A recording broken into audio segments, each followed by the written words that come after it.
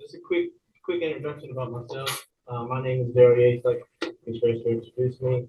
I am the sole owner of HomeGrown restaurants. I say restaurants because in the future there's going to be more of them. Right now it's one restaurant in Bass, North Carolina, which is in Moore County. Towards all depends on which way you're going towards from this area towards the Southern Pines area. Okay. We have one exit. People usually take it by accident. So you gotta make sure the food's at least halfway decent, because I'm right across from the gas station.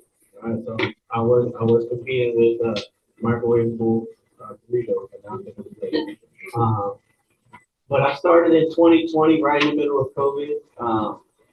It was a leap of faith, and it turned out to be amazing. Out of uh, out of 16 team members, I had 9 of them since I first started, and it's easy as just taking care of people. And that's what I hold near and dear to my heart, is being big on being a people's person and taking care of people, not only within the community, but just in general. I'm one of those friends that can call me at 12 o'clock at night, and before I'm like, why did you call me? I'm gonna ask, are you okay? I'm always like, let's in the shower. Okay. My restaurant, HomeGrown, is a farm to table restaurant. I'm partnered with 5 different farms in Moore County.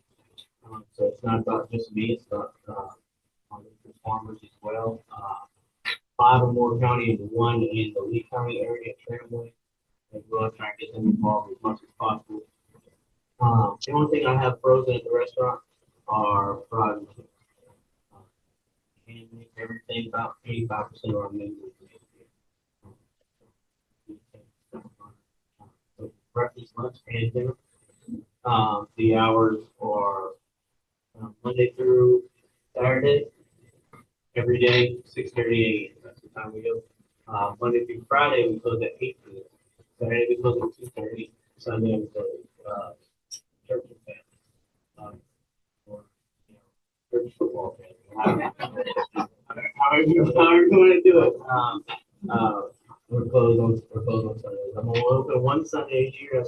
That's Mother's Day. And we're open for lunch that day.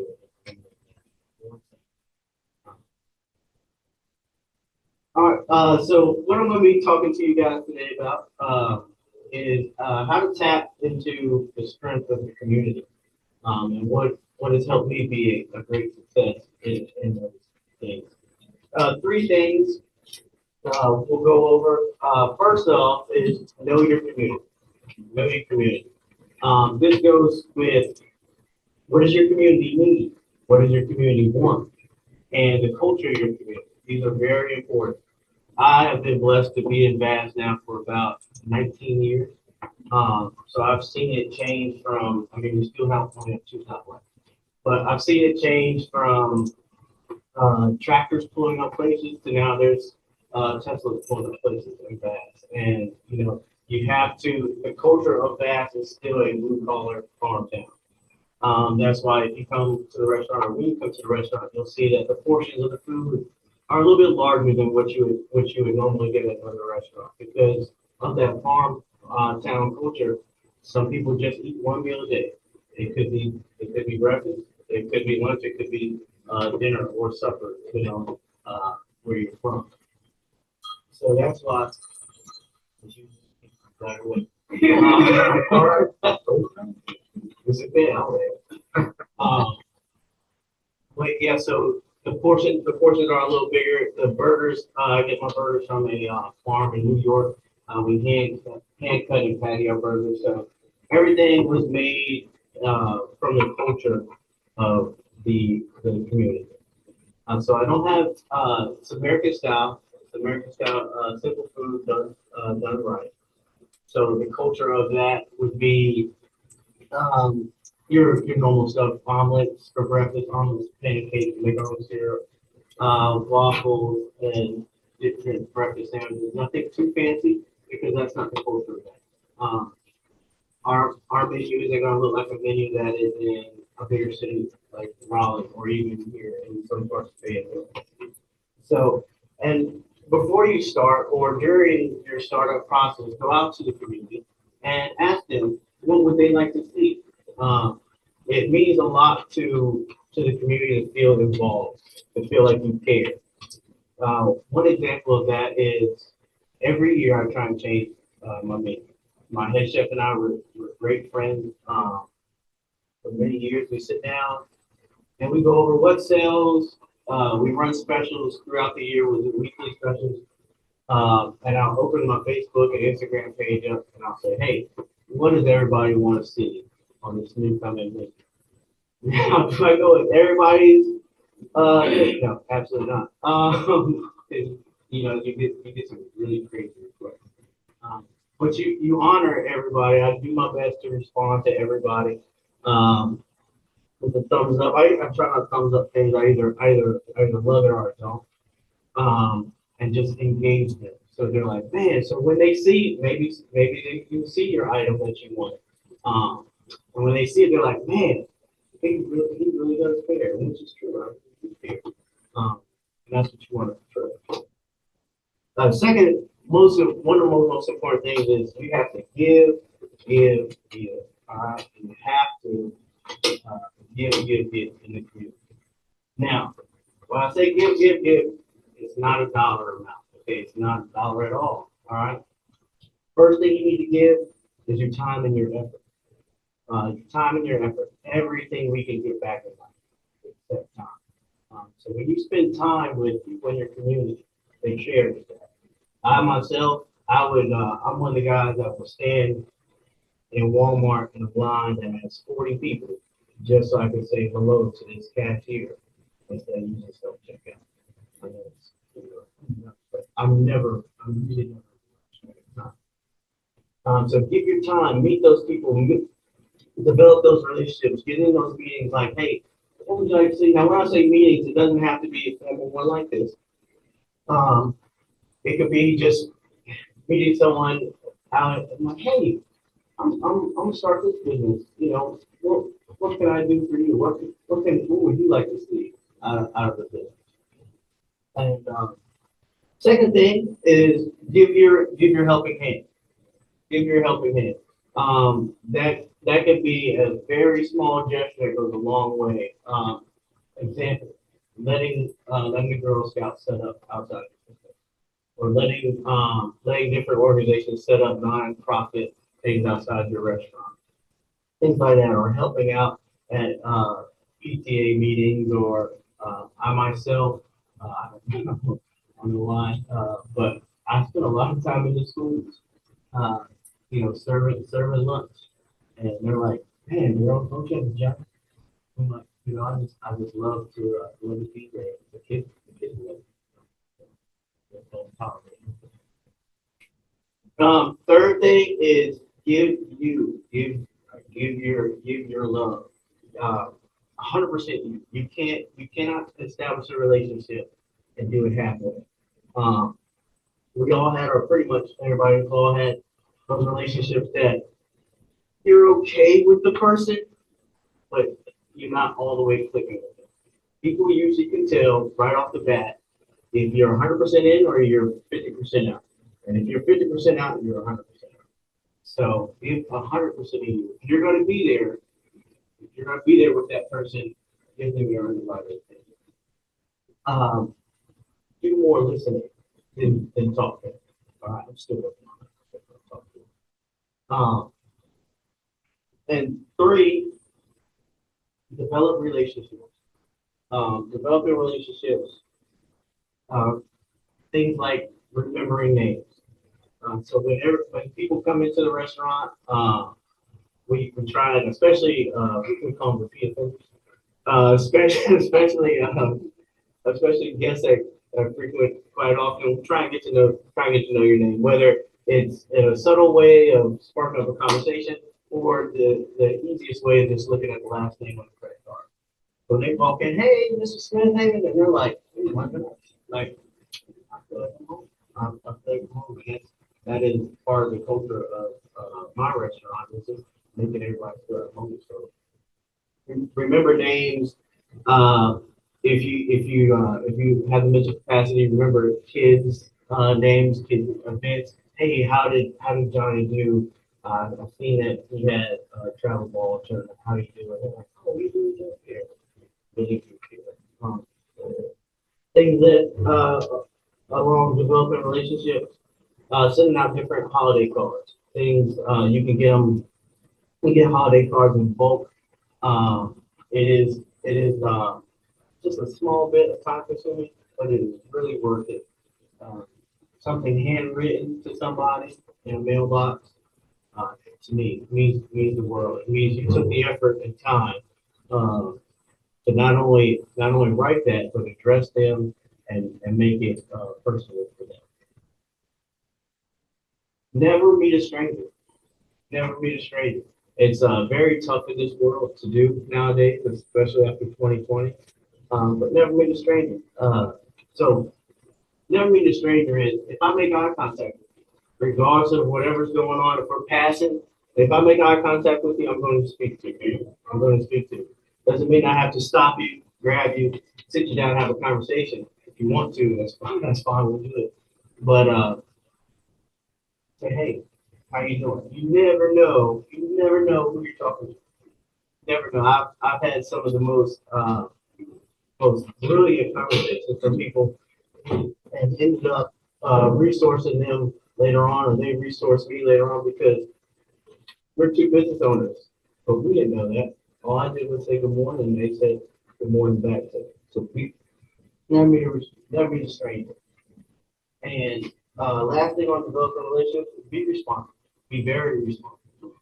Um, as individuals nowadays, we tend to bear ourselves down with emails, replies on social media, text messages, voicemails.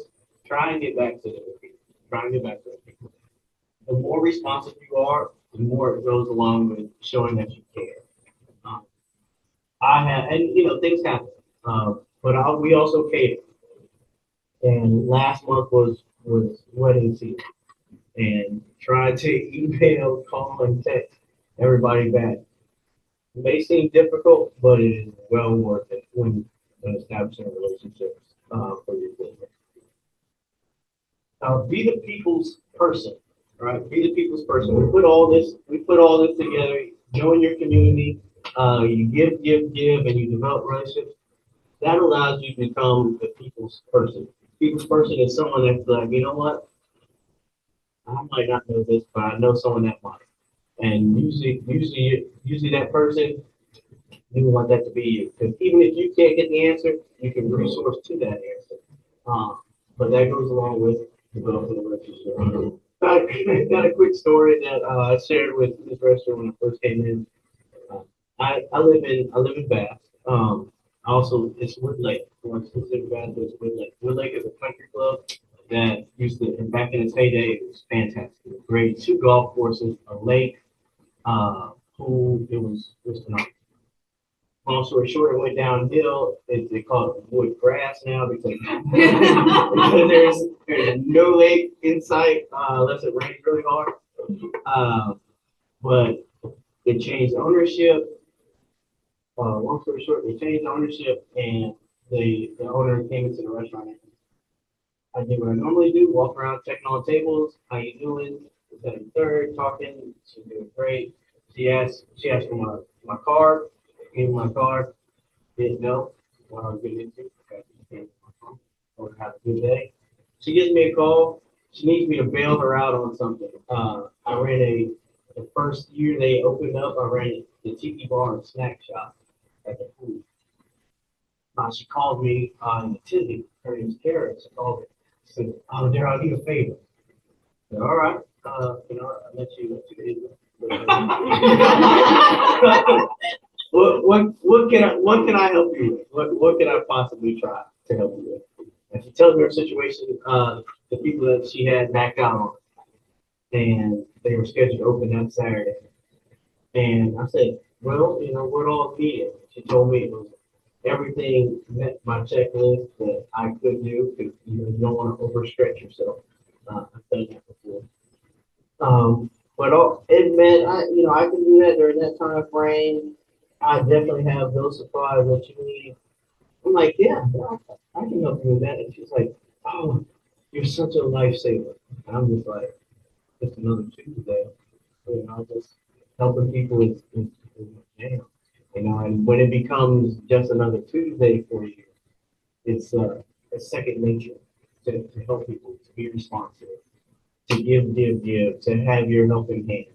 Just let it be another Tuesday. I rarely post things that we do for the community. One, we might run out of space if people get tired of looking at it. And two, that's not what you should be able to do. I'm the only one in Moore County. So there's three of us. There's three restaurants in Moore County that are partnered with Red Cross. So we disaster strikes. I got generators. I feed the Red Cross staff. I do what we can for everybody. I deliver to all the schools for free, churches, First Health Hospital. Uh, all my first responders have a set price on their food. Every badge, whether you're a police officer in Los Angeles or a police officer here in Fayetteville, they get 50% off. Just taking care of folks. Just making another Tuesday of taking care of folks. And you take care of those folks, they take care of your business. The first people you need to take care of is your team. I don't have anybody that works for me. I have 12 people that work with me. And Lord knows, if it wasn't for them, I couldn't be here talking to you right now. So just taking people back. It's going to be another Tuesday. Let it come naturally to you. Develop those relationships. Some people, my wife is like, you get her in a crowd more than three, and she just figures out to talk. Which is okay. Find your person, or find your people. Make it. You're gonna have to step over that awkward block and like get out of my shell, and you gotta talk to people. So things become normal when you do them more than once.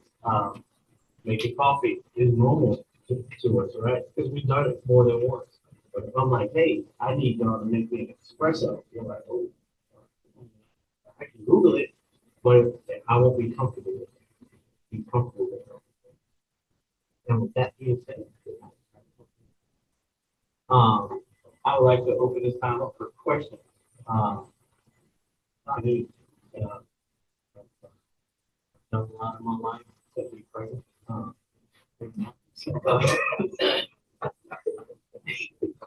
but is there any questions?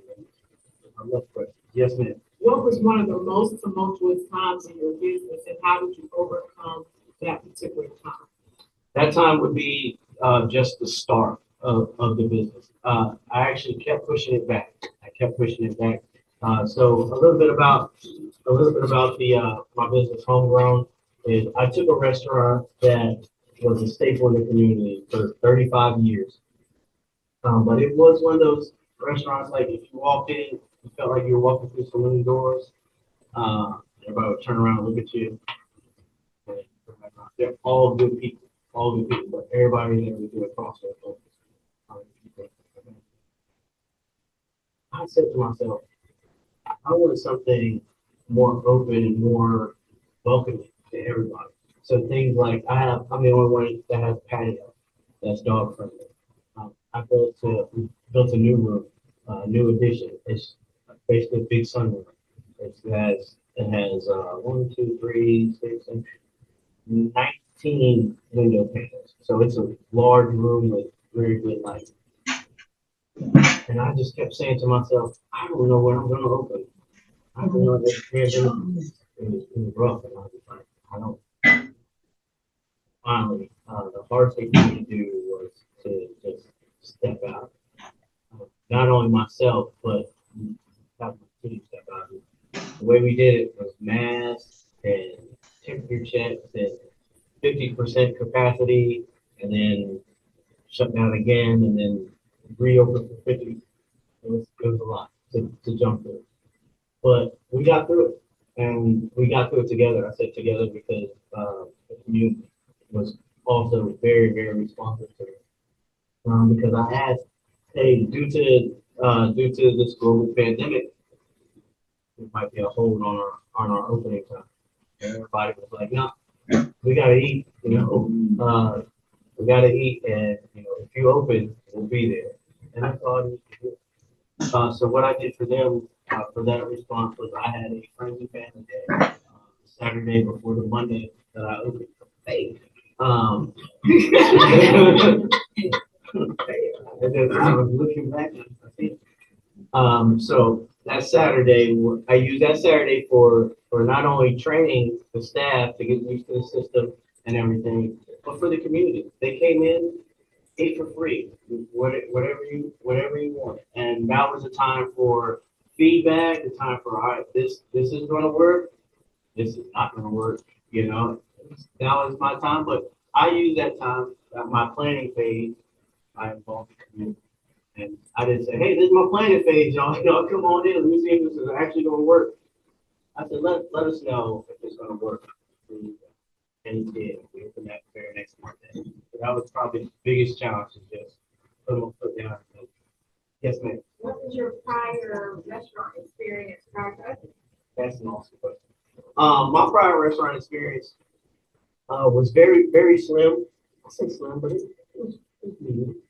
I started off as a waiter at a restaurant, an Italian restaurant in Bastrop, many years ago when I was quite young, where I am now. And I said, man, I really love this. And the owners at the time, which are now one of my greatest mentors, they were like, you love it? Been here for 2 days. I said, man, I get paid to smile and walk around and talk to people. And I get half off the food. I'm in it. And so that's not what I graduated college for. I also have a love for health and fitness science. So I graduated college as a wellness coach. And so I did both. I worked in a little bit of restaurants, and I was always personal training and doing things like that on the side. And this building became available, and I had a business plan to either open my own gym. It was going to be called the Arc, because I wanted everybody to feel welcome and invited. And I had a business model for HomeGrown because I wanted everybody to feel welcome and invited. So I specialize. I'm a great cook. I've been on my time to education. But I specialize in people.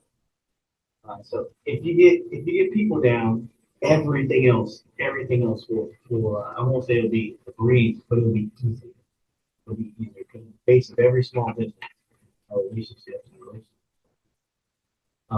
So I hope that answers the question. Yes, ma'am. What inspired me to develop? It's a great question. Four children. Four children, because I love being broke, no free time. No, I just want to not only leave something for them, but the community desperately needed it. Desperately needed it. Because at the time, Miller's, the restaurant that was there for 35 years, was the only breakfast place in town. Breakfast and lunch. The lunch is only did dinner. So the community needed it. And it was tugging at my heartstrings so much. I was like, could be me, maybe. And if it could be you, if you're saying that, then it should be you. And so I was like, you know what? Because I was holding off for a gym, but that wasn't what I was. That's not what I was called to do. And so that's where my love of, yes, ma'am. What marketing have you done? Oh, it's great. So right now for marketing, we are in the Pine Straw, the Pine Times. The Pine Straw is hardcover magazine, and it's also digital, whatever, digital nowadays. And so is the Pine Straw and Pine Times. We also do Facebook and Instagram in my community. Facebook, table tents are the way to go. We have we're getting up there in modern, but we still have not an older crowd, but technology savvy crowd. So we try not to get too technology savvy. So table tents, Facebook, word of mouth when the waitresses or waiters go to the table. Hey, we have music bingo Friday. Don't forget we have music bingo Friday. So my advertising comes as soon as you walk in the door with the wait staff, myself, but also on social media. Yes, sir. So in the beginning, you mentioned restaurants. So, with that being stated, I know you plan to scale. So what is your timeline as far as scaling? And then what type of strategy are you going to use in order to scale? It's a great question. So when starting the business, I said, all right, it could be homegrown, but that wouldn't allow me. That's not plural. So I do plan on expanding. That time frame is coming up really fast. That 5 to 10 year mark. I'm at the 3 year mark, 3.5 year mark, and time flies. I don't even know where it is. But the next one had changed my. I was thinking of another restaurant, but now because of the pandemic, I'm thinking food truck. Would be my next venture in about 5 years. I'll at least look into it. And what was the other? Your strategy? My strategy towards that, you got to develop a team. You got to develop a good team.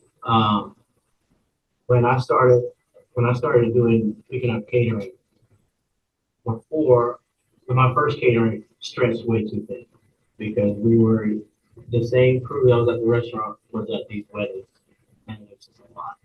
My day starts around 4 or something, and then wedding will go on for the night. So my strategy was just being ready for the next step before I take that step. So before, I'm starting that process now. I'm starting to look at, all right, do I want a food truck or a food trailer? How big do I want it to be? What am I going to serve on that?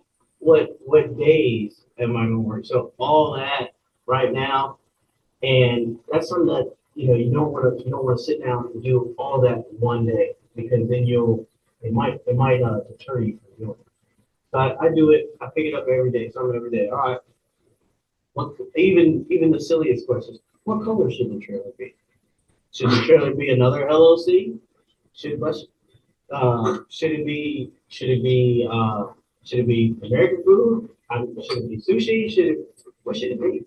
So every day I ask myself, I reassess my plan. But yes, ma'am. No, you're fine. Okay, so you shared some of the talk about your educational background. So in your scaling, talk about for the next year, that you consider a marriage between your own coaching and your executive ownership. Yes, ma'am. That's a great question. So I do that now. Our menu is tailored towards the healthier side. We make our dressings, our cheeses, and things like that. And some stuff I make banana pudding too. So some stuff I just can't. Can't have healthy banana pudding. All right, they call it cardboard. But yeah, right. But those things I do take into consideration and also take in the allergies, gluten, diet. I take all that into consideration. But not only we do our menus, but the specials. You have some relationship with that type of vision for like Yes, ma'am. I've thought about it, and the largest college I support right now is Sandhills Community College. I hold them near and dear. I used to coach basketball there, so I hold them near and dear to my heart. But not just the basketball team. We feed the volleyball team. If they have either sports team, if they have say they have 10 home games, then we try and do at least 5 pregame meals for them. And that's where my group comes in. I'm like, all right, they should not have this before a game. They shouldn't have this 10 minutes before the game. They should have this after the game. So you don't want to carb load somebody that's going out to play volleyball. You wouldn't feed the volleyball team the same as you would the football team. The timeline and So yes, on a greater scale, I would love to do bigger colleges and take care of athletes.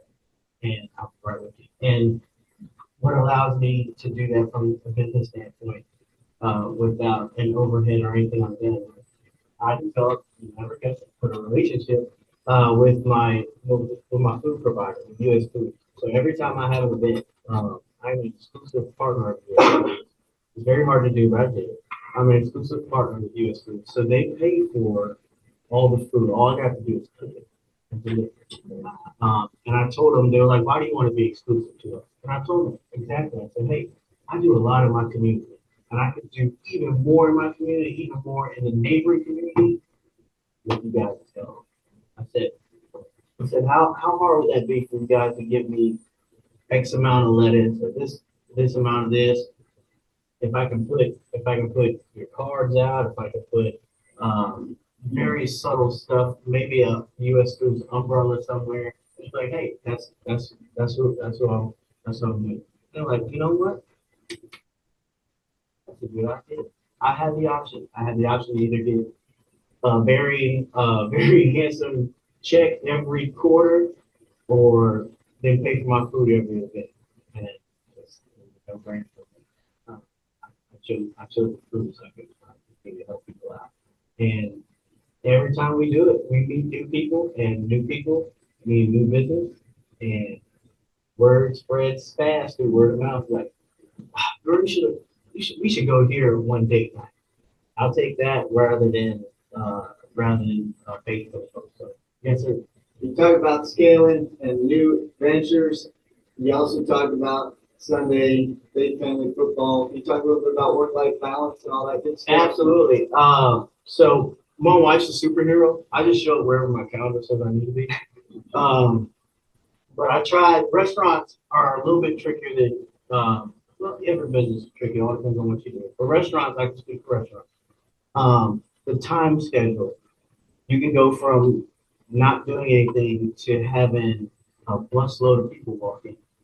So I try and give my wife and an older daughter too, because I answer everybody. I try and give them a general time frame of when I'll be home. That is the best way to do it instead of just hey, on the way home now, it's 8:30. That way she has time to, prepare dinner. My work-life balance is really great. I I spend my time if I have to think about something, which is very dangerous for me. But if I have to think about something, I have to get away from a restaurant. And you have to get away, and I spoke to the youth at Union Pines most recently, their business department. I told them sometimes you have to get away to be closer. You got to get away, especially if you're developing relationships. Because the way I am, if I see you and you walk into the restaurant and I'm into me, I'm still gonna wave to you, still gonna talk to you, depending on who you are, I'm still gonna hug you. But I don't want to take away from who I'm talking to. So I frequent Waffle House because no one I know goes into Waffle House. People are like, man, you're in a restaurant, you should be eating at the restaurant.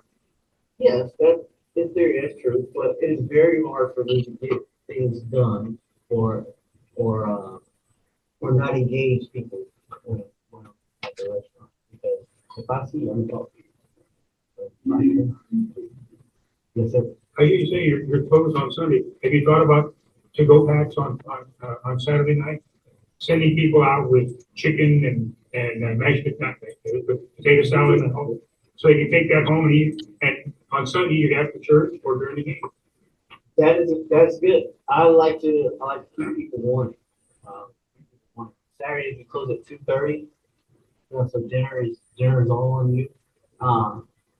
And that was for two reasons. One, because I got a lot of ladies that love the beach. And the beach in the summertime, I love the beach. And two, that gives the other restaurants, there's two more in Bass. It gives the other restaurants that do dinner, that gives them an opportunity to thrive as well. So absolutely. So we have another restaurant that's going to open up right down the road from me. And everybody asks me the golden question, oh, it's competition. No, in the food service business, we're about a couple of things. One thing is choices. You as the consumer, we're here to give you choices. It's not a competition. Competition is going to be whatever you feel like eating that day, regardless of what restaurant it is. That's what you're gonna eat. But you can't if you don't have options. And more options bring more people into the town. And secondly, on Sunday, if even if it's myself packaging stuff up, somebody is still there working. And my goal for everybody was to spend time with their family. That's why dinner stopped at 8 o'clock. We don't do the deep dinner. I have a bar, but it's not like the Coyote Ugly scene. So yeah, it's not a large bar where you're like people are drunk and stumbling on each other. But the aspect was to give everybody time with their family, everybody. So not only myself, but the staff and you as a consumer. Is if you are out at 10 o'clock at night looking for food, you missed a couple hours in the day. I usually do that and it's peanut butter and jelly. So Sundays with the Saturday packaging, that is something that we might look into maybe at the next spot. But for this one. My last question, I promise. God, So, don't promise me. So you select from farm to table, Yes, and I ma'am. think that's brilliant. Why did you select that type of, I would say, restaurant model? Yeah. Okay, number one. And number two, do you think that is a great marketing piece for your business? Because a lot of other things is highly processed Yeah. now, and people are more concerned about their health. Yeah, absolutely. So your question is a brilliant question, but it also piggybacks on what this young lady said. I kept a conscious effort of trying to keep people healthy, regardless of cost efficiency or not. Healthy is my way to go. Like I don't want you to pick up something and fight with the grease before you get to your food. Um, also, farm to table is a great market, but it's also what I stand by. I would not want to eat. I mean, we all have, but I don't want to eat frozen stuff, especially if I'm paying more than frozen food dollar for it.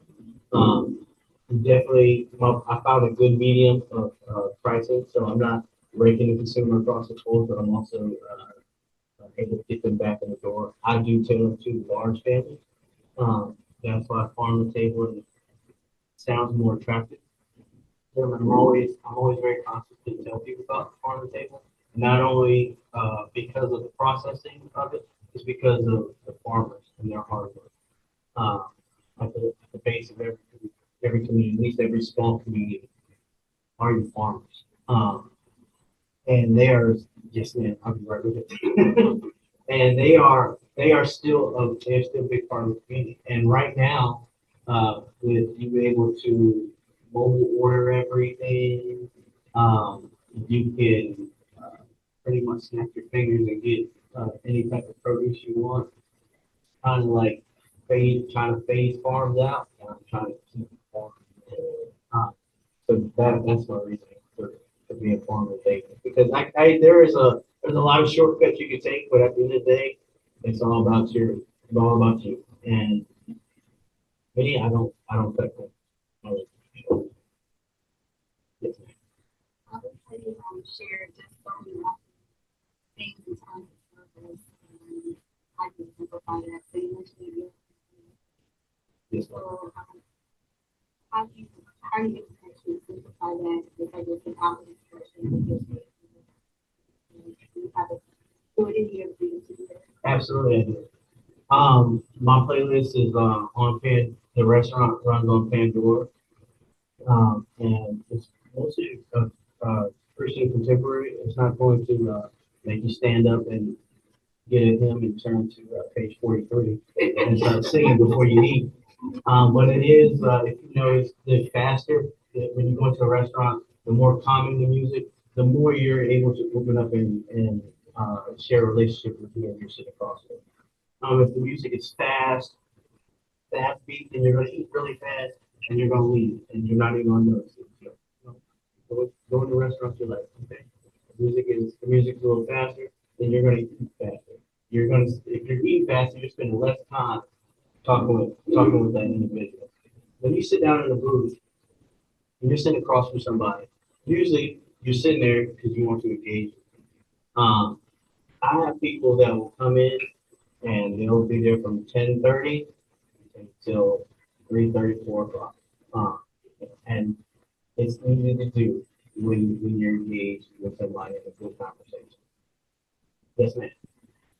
Wonderful. There you go. How do you attract and retain the restaurant family?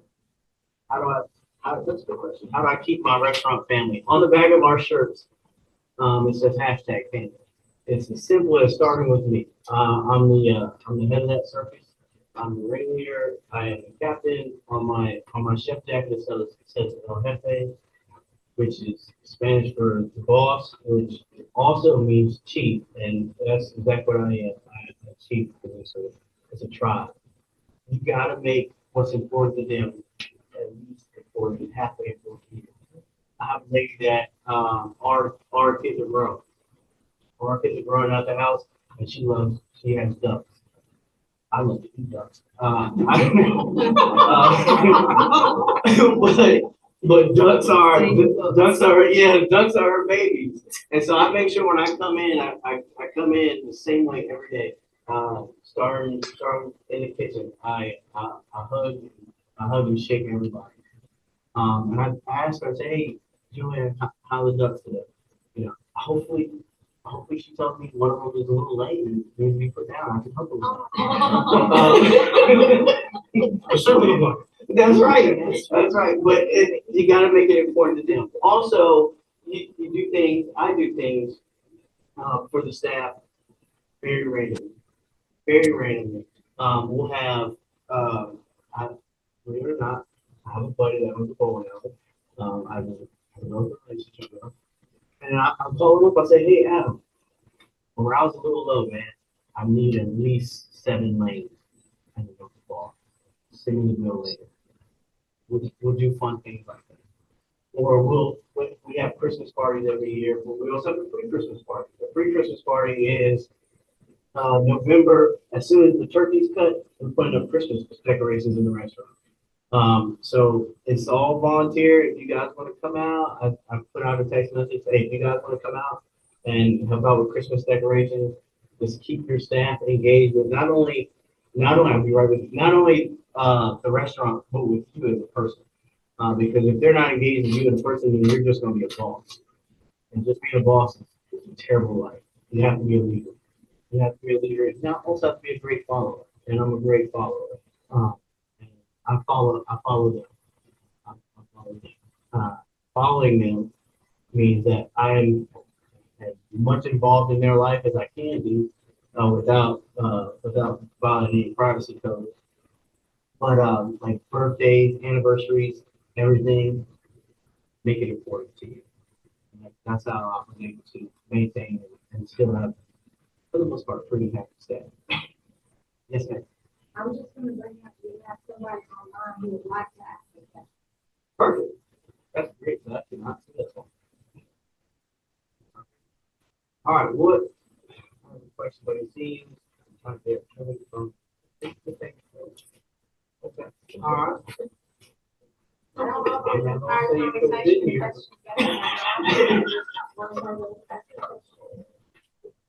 If anybody knows it first, you can tell me. You're doing it right. I love the most company is possibility. Oh, so the title or my tagline? Okay, the title is how tapping into the strength of your community. Help you feel. You're welcome. And the tagline is make it another, just like a normal. Michelle, did Michelle respond? Shirley did not respond. So I'm gonna take I have the a- last question. All right. I have a what does question. this community do for you? How can we help HomeGrown? So to help HomeGrown, one, you've done it, you've showed up and you You guys get me talking. Two is just come out and try it. Good, good, bad, or indifferent. Just let me know. I'm a very thick-skinned person. The way I am with you now, is the way I am with everybody. I'm super hard to upset, and I think many years of sorrow and sadness have come with that. But just come out to the restaurant. Just come out to the restaurant and let's see. Follow us on Facebook. So you're like, all right, I'm not gonna go that night because it's music bingo, and I don't want music bingo. Follow the Facebook page. Ask, email, ask questions. I am open book. I think my personal number's up there. I get a lot of calls about car insurance about that, but I'm trying to be this person. So the best thing that this community can do for me is just come out and not only support but see if it's something that you're not only interested in, but try to pick my brain because I've had a lot of great mentors. So I pick their brains. Well, thank you all so much for having me. I really Thank you appreciate so it. much. Especially when you get the coffee shop, Absolutely. going, we'd Absolutely. love to hear Yeah, I'm more. working on a coffee shop, so. All right, you guys, so do we have something going on in the community? Yes, everyone, I'm looking at policies, two community weekly, and I brought, being distributed this morning throughout the county. And tomorrow night, the beach boys are in town. Friday night, night vision. So, you know, what a career she has done. So many decades. The other thing is that Dickens holiday will be held once again this year, the Friday after Thanksgiving. And it's very timely, the topic today is food, because our cover story is about the food bank in our city, and some information about donating to this. So, these issues are up and coming. Will be found all over the campus. In fact, there's a rack right in the lobby.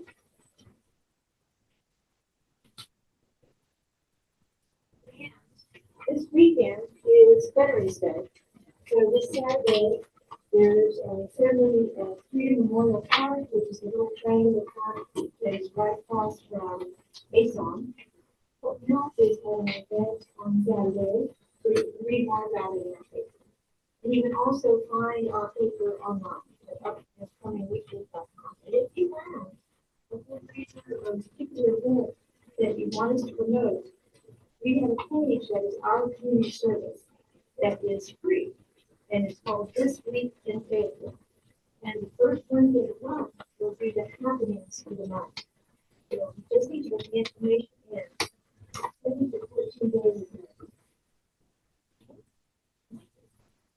So we have some other announcements. So this Friday, November 10th at 11 a.m. over in our gazebo on campus, we have a Veterans Day observance and hope that you'll be there bringing in one of our speakers from Raleigh and the Veterans Services Office up in the state, as well as the Patriot Guard Riders and our veterans from across the FTCC campus. Also want to plug, it's in your up and coming weekly, but Peter and the Star Catcher from our FTCC theater starts out this weekend and runs the next 2 weekends. And then we have a holiday bazaar on campus to support FTCC Gaming and Digital Media Club, the local vendors. So it's all right there inside. Make sure you come out. Fantastic. Nori?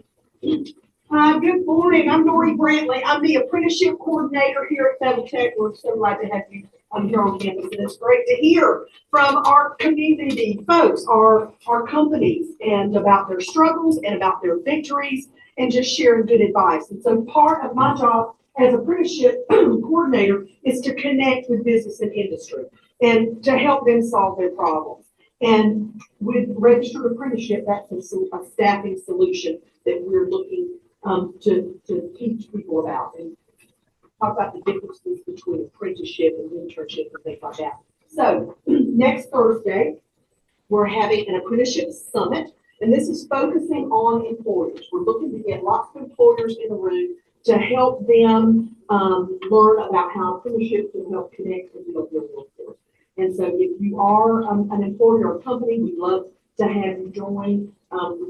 There's a QR code that you can register. If you are not, maybe you know someone. If you have any peer that you hear them say, I'm having trouble staffing, you talked about how to recruit and keep your staff. Well, registered apprenticeship is a potential solution. You know, a lot of companies are doing the same thing that they've always done, and it's not working anymore. So I say, apprenticeship would be that solution. So I have a flyer if anybody's interested in a QR code. We'd love to have you join us next Thursday here at the Continuing Education Center.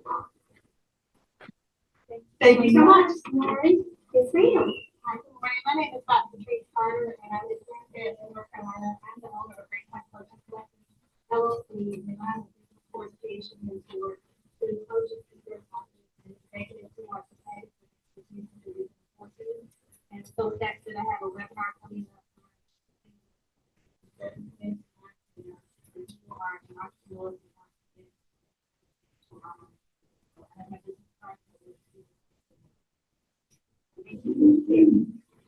Anybody else? Yes, ma'am, Katie. We've got a couple of great other organizations here on campus, and one way it helps to graciously allow us just a couple minutes here. I'm one of the members of our Toastmasters organization on campus. We've got many other fellow Toasties, as Scott McClash called us, in the room. But Toastmasters is a leadership and public speaking organization. We meet every week on campus on Wednesdays from 12 to 1. So some people make a morning of it, do 1 million cups, some other things on campus, and head over to Toastmasters. I have plenty of information, and I'd love to get your cards and information and actually add it to our mailing list. It's an internationally recognized public speaking and leadership organization. It's open to faculty, staff, students, and our community members. We have a great diverse group. There are also a couple other people in this room who are part of SBLA, which is another organization here on campus. That one is only available for students. There are opportunities for faculty and staff to sponsor that organization as well. I brought the information of leadership secretaries here in the room as well.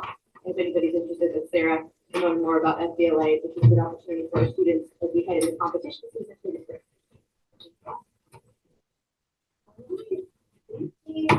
Alright, hopefully everybody put their name in the little basket out front.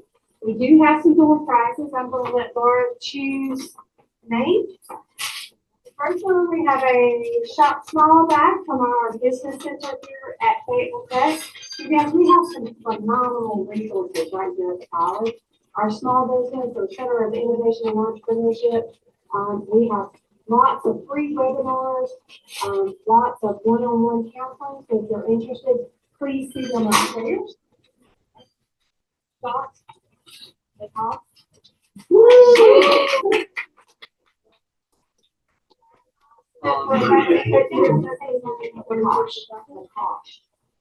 Yeah, thank you. I think Interested in all right, so we have a scoop box from one of our previous presenters. They have been generous enough to make donations. They are one of our sponsors. So scoop is a little frozen treat. The kids really, really, really love it. And it's the whole box with the koozies. Yeah. So this is for Michael Hayes. All right, Michael.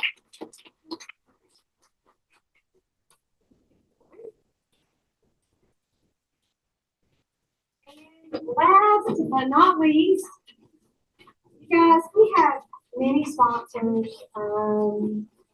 Cumberland Coffee Roasters is always so generous to provide our coffee. Superior Bakery, you guys, is awesome, and they generously donate to our needs every other Wednesday, and we're greatly appreciative of that. Culinary, thank you for the great treats today, and thanks for Fayetteville Tech allowing us to host one this weekend. But today we have a gift card from Superior Bakery. It's for $10 and a little something for the fellow. Thank you, Mr. Ray Walters. Oh, Ray